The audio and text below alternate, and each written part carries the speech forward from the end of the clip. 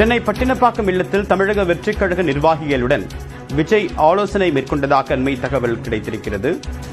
கரூரில் கூட்ட நெரிசலில் சிக்கி 41 பேர் உயிரிழந்த சம்பவத்தை தொடர்ந்து விஜய் தற்போது நிர்வாகிகளுடன் ஆலோசனை மேற்கொண்டிருக்கிறார்.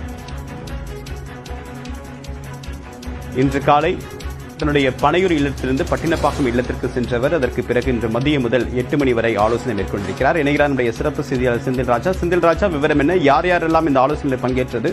பேசப்பட்ட விவரங்கள் ஏதாவது கிடைக்கப்பட்டிருக்கா?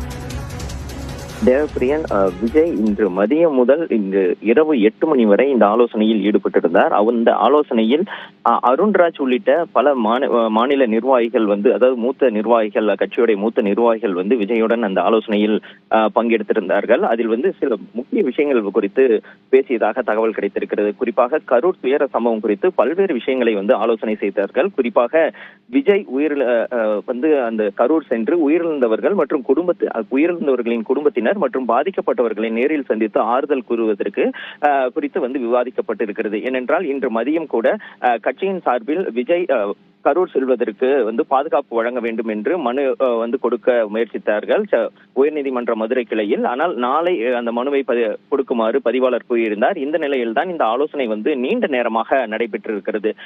பல்வேறு முக்கிய விஷயங்கள் குறித்து, குறிப்பாக நேரில் செல்வது, அடுத்த கட்ட நகர்வுகள் என்ன என்பது உள்ளிட்ட பல்வேறு விஷயங்கள் குறித்து விவாதித்திருக்கிறார்கள்.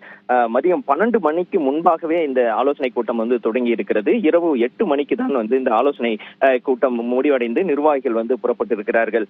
குறிப்பாக ஏனென்றால் இந்த ஏற்கனவே அந்த மக்கள் சந்திப்பு குறித்த நிகழ்வுகள் எல்லாம் ரத்து செய்யப்பட்டிருக்கிறது தற்காலிகமாக.